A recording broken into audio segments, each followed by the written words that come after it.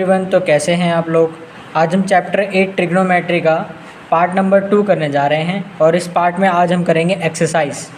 तो पहली एक्सरसाइज है आपकी, जिसमें आपके मैंने पिछली वीडियो में आपको बताया था कि कैसे किसी भी ट्रिग्नोमेट्रिक फंक्शन को परपेंडिकुलर, बेस या हाइट के रूप में लिखा जाता है।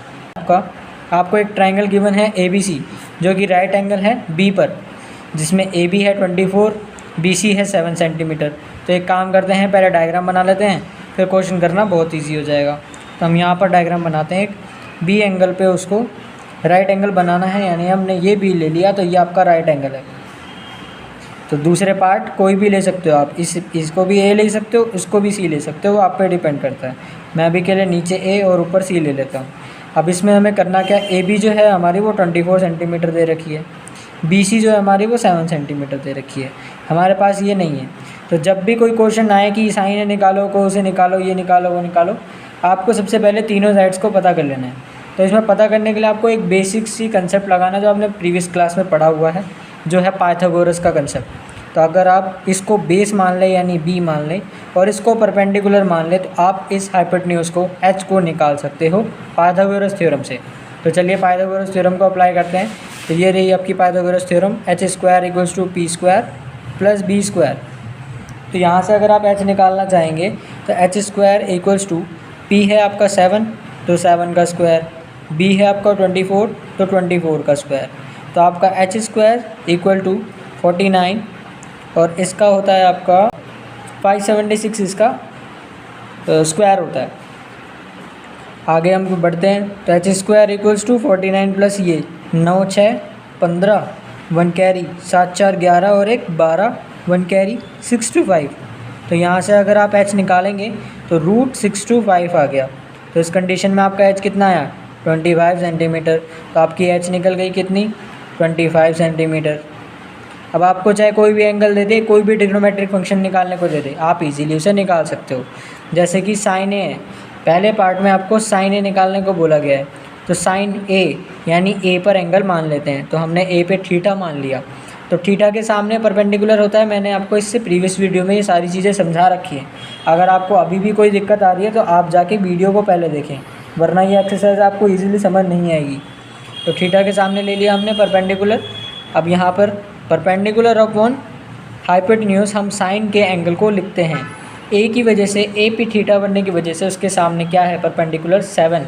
तो हम ऊपर 7 लिखेंगे और नीचे हाइपोटेन्यूज जो कि अभी हमने निकाली 25 लिखेंगे। तो इसका आंसर ऐसे आएगा। फिर इसी के फर्स्ट पार्ट में एक चीज़ और पूछी थी कि कॉस A बताओ कितना होगा। तो कॉस A के लिए हम थीटा यहीं पे मान के रखेंगे, A एंगल की ही बात हो रही है। कॉस के केस में ये होता है B/H। तो इसका बेस क्या है, 7, तो इसका परपेंडिकुलर है क्योंकि इसके सामने है। तो बेस हो गया अपोजिट यानी उल्टा वाला 24, और हाइपोटेन्यूज तो इसमें भी रखनी है, तो ये हो गया। तो ये फर्स्ट पार्ट हो गया। सेकंड पार्ट भी आपका बहुत ईजी है। अगर आपको साइन C निकालने को बोले और कॉस C निकालने को बोले तो आपको कुछ नहीं करना, साइन C बोला है तो थीटा इस पर ले लेते। तो अब इनके सामने कौन सा हो जाएगा, 24 सेंटीमीटर। तो इस केस में परपेंडिकुलर ये हो गया और बेस ये हो गया। थीटा के सामने वाला ही आपका हमेशा परपेंडिकुलर होगा। अब इस केस में अगर आप साइन C निकालेंगे तो साइन C आ गया आपका परपेंडिकुलर अपॉन हाइपोटेन्यूज। अब देखें C के सामने कौन सा एंगल है, C के सामने कौन सी साइड है, 24 है। तो 24 ऊपर, हाइपोटेन्यूज का 25 नीचे, ये आंसर आ गया। फिर कॉस C निकालना है तो थीटा के सामने परपेंडिकुलर तो ये है, तो बेस हो गया 7। तो यहाँ पर आप बेस बाय हाइपोटेन्यूज में 7 लिखेंगे ऊपर, 25 लिखेंगे नीचे। ये हो गया आपका first question complete. Next question है आपको फिगर पहले से ही गिवन है, PQR। इस फिगर में आपको फाइंड करके दिखाना है tan P - cot R। तो पहले इंडिविजुअली इन दोनों को निकाल लेते हैं अलग अलग। तो अगर tan P निकालने जाएंगे तो हम P पर थीटा को ले लेंगे, और थीटा के सामने वाले कौन सी साइड है, आपकी है QR। तो इस केस में परपेंडिकुलर बन गया ये, और बेस बन गया ये, हाइपोटेन्यूज बन गया ये। अब यहाँ पर मैंने आपको पहले क्वेश्चन में भी बताया कि अगर आपको कोई भी ट्रिग्नोमेट्रिक एंगल निकालना हो तो आपको पहले तीनों साइड पता कर लेनी है, और उसके लिए वही हमेशा आपका पाइथागोरस यूज़ होगा। तो अगर ये 12 है, ये 13 है, अगर आप पाइथागोरस को यूज़ करते हैं, एक बार मैं आपको करके दिखा चुका हूँ, तो मैं अब यहाँ पर आपकी पाइथागोरस थ्योरम को लिख रहा हूँ बस, और डायरेक्ट आपके आंसर्स बता रहा हूँ। ये 12 होता है, ये 13 है, तो आपका इस केस में ये हमेशा 5 सेंटीमीटर आता है, हमेशा 5 सेंटीमीटर आएगा। आप एक बार इसे कैलकुलेट करके भी देख लेना। अगला है, अगर आप 10p अब निकालने जाएंगे तो थीटा के सामने आपका क्या है 5, और इसका परपेंडिकुलर, 1 मिनट, अगर आप 10 को लिखते हैं तो वो कैसे लिखते हैं, p/b लिखते हैं ना। तो परपेंडिकुलर क्या है इसका 5 है, और बेस क्या है 12 है, तो हम यहाँ नीचे 12 लिख देंगे। ये आ गया आपका 10p। फिर आपने निकाला cot r, तो cot को कैसे लिखते हैं, b ऊपर आता है p नीचे आता है, तो इसका बेस क्या हो जाएगा, अगर हम r पे थीटा ले लेंगे तो इसके सामने तो 12 वाली साइड आ जाएगी, तो अपोजिट साइड कौन सी हो जाएगी, ये वाली। तो इस केस में अब परपेंडिकुलर ये हो जाएगा और बेस ये हो जाएगा, रिवर्स हो गए ना, क्योंकि आपका थीटा एंगल चेंज हो गया है, इसलिए परपेंडिकुलर और बेस रिवर्स हो गए। तो इस केस में आपका परपेंडिकुलर 12 है, बट ऊपर क्या रखना है बेस, तो हम किसे रखेंगे 5 को, और नीचे परपेंडिकुलर को रखना है, थीटा के सामने कौन है 12, तो यहाँ पर हमने रख दिया 12 को। अब क्वेश्चन में बोला था कि 10p माइनस cot r बताओ, तो 10p की वैल्यू आई आपकी 5/12, cot r की वैल्यू आई 5/12, दोनों सेम नंबर है, कटने के बाद क्या आएगा 0, तो इसका आंसर हो गया 0। नेक्स्ट क्वेश्चन है आपका क्वेश्चन नंबर 3। इसमें आपको साइन ए गिवन है कि 3/4 है, पूछा है कि cos a और tan a निकाल कर दिखाओ। तो अगर आपका साइन ए गिवन है तो आप एक बात सोचिए, साइन को क्या लिखते हैं, परपेंडिकुलर अपॉन में हाइपोटेन्यूज लिखते हैं। अगर इसकी वैल्यू गिवन है तो वो इसके बराबर ही होगी, तो इस केस में आपका क्या हुआ, परपेंडिकुलर 3 हो गया और हाइपोटेन्यूज 4 हो गया। हमें पाइथागोरस थ्योरम को अप्लाई करना पड़ेगा, तो आपका बेस निकल जाएगा h² = p² + b²। इस केस में आपका परपेंडिकुलर और हाइपोटेन्यूज गिवन था, तो हाइपोटेन्यूज को आपने ले लिया 4 का स्क्वायर, परपेंडिकुलर को ले लिया 3 का स्क्वायर, तो इस केस में आपको b² फाइंड करना है। ये हो गया 16, ये हो गया 9, ये हो गया b²। 9 को फिर हम फर्दर उधर भेज देंगे तो 16 में से माइनस हो जाएगा, तो ये आ गया आपका 7 और b² के सामने, तो इसका स्क्वायर अब हम इधर भेजेंगे क्योंकि हमें बेस को फाइंड करना है। तो ये आ गया आपका √7, तो बेस आ गया आपका √7। अब आप easily cos a tan a दोनों निकाल सकते हैं। cos a को अगर निकालना चाहें तो cos को हम कैसे लिखते हैं, cos को हम लिखते हैं बेस अपॉन हाइपोटेन्यूज। तो बेस क्या था आपका, अभी निकाला आपने √7, हाइपोटेन्यूज क्या है 4, तो इसके नीचे 4 लिख दिया। नेक्स्ट है आपका tan a, तो tan को कैसे लिखते हैं, परपेंडिकुलर अपॉन बेस लिखते हैं। तो परपेंडिकुलर ये रहा आपका 3, बेस कितना है आपका √7, ये हो गया आपका आंसर।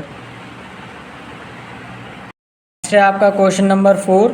इसमें आपको 15 cot a = 8 दिया है, तो अगर इस कंडीशन को थोड़ा सा चेंज कर दें तो हम कह सकते हैं 15 को अगर हम उधर भेजते हैं तो वो 8 के नीचे जाएगा, यानी मल्टीप्लाई से डिवाइड में चला जाएगा। तो यहाँ से आपकी cot a की कोई एक वैल्यू बन गई है। सेम ऐसे ही पिछले क्वेश्चन की तरह हम इसे कंपैरिजन कर सकते हैं cot की वैल्यू से। cot को कैसे लिखते हैं, बेस बाय परपेंडिकुलर, तो इस केस में आपका बेस हो गया 8, परपेंडिकुलर हो गया 15। अब हमें फाइंड क्या करना है, h फाइंड करना है। तो हम फिर से पाइथागोरस थ्योरम को अगर अप्लाई करेंगे तो h आ जाएगा 17 सेंटीमीटर। अब हमें क्या निकालने को बोला है, साइन a एंड सेक a। तो अगर आप साइन a निकालेंगे तो साइन को क्या लिखते हैं, परपेंडिकुलर अपॉन हाइपोटेन्यूज। तो यहाँ पर परपेंडिकुलर क्या था आपका, परपेंडिकुलर था 15 और हाइपोटेन्यूज क्या था वो भी आपने निकाला 17, तो यहाँ लिख दिया 17, इसकी वैल्यू आ गई। ही इसी तरीके से आपका सेक a निकल जाएगा, h/b करने पर h की जगह 17 लिख देंगे, b की जगह 8 लिख देंगे, क्वेश्चन में गिवन था। तो ये होगी आपकी सेक की वैल्यू फाइंड। नेक्स्ट है आपका क्वेश्चन नंबर 5। इसमें आपको सेक की वैल्यू गिवन है, सेक थीटा क्या आपको गिवन दे रखा है। सेक की वैल्यू क्या होती है, h/b। तो इससे कंपैरिजन करने पे हमें पता चल रहा है कि h आपका 13 है तो बेस आपका 12 है, तो इस केस में हमें परपेंडिकुलर को निकालना पड़ेगा। तो फिर से हम पाइथागोरस थ्योरम को अप्लाई करेंगे, h² = p² + b²। सबकी वैल्यू अपनी अपनी जगह रखने पर आपका h आ जाएगा 13 का स्क्वायर और परपेंडिकुलर आपका नहीं पता, बेस आ जाएगा आपका 12 का स्क्वायर। तो इस केस में जब आप परपेंडिकुलर निकालेंगे तो वो आएगा आपका सेंटीमीटर। तो अब इसमें आपको निकालने को क्या बोला है, निकालने को बोला है calculate all other trigonometric function, यानी आपको अब साइन थीटा भी निकाल के दिखाना है, कॉस थीटा भी निकाल कर दिखाना है, टेन थीटा भी निकालना है, कोसेक थीटा भी निकालना है और कॉट थीटा भी निकालना है। ये सारे थीटा आपको अदर ट्रिग्नोमेट्रिक फंक्शंस को निकाल कर दिखाना है, ये बोला गया है। तो अब इसको निकालना बहुत इजी है क्योंकि हमारे पास तीनों साइड्स गिवन है और हम जानते हैं साइन को लिखते हैं p/h, कॉस को लिखते हैं b/h, टेन को लिखते हैं p/b और कोसेक को लिखते हैं h/p, कॉट को लिखते हैं b/p। तो यहाँ पर सबकी जगह उनकी वैल्यू को लिख देंगे और ये आपकी वैल्यूज़ फाइंड हो जाएंगी। परपेंडिकुलर की जगह 5, हाइपोटेन्यूज की जगह 13, बेस की जगह पर 12, हाइपोटेन्यूज की जगह 13, परपेंडिकुलर की जगह 5, बेस की जगह 12, हाइपोटेन्यूज की जगह 13, परपेंडिकुलर की जगह 5, बेस की जगह 12, परपेंडिकुलर की जगह 5। ये हो गया आपका क्वेश्चन नंबर 5 कंप्लीट। पर आपका वीडियो का पार्ट नंबर 2 एंड होता है।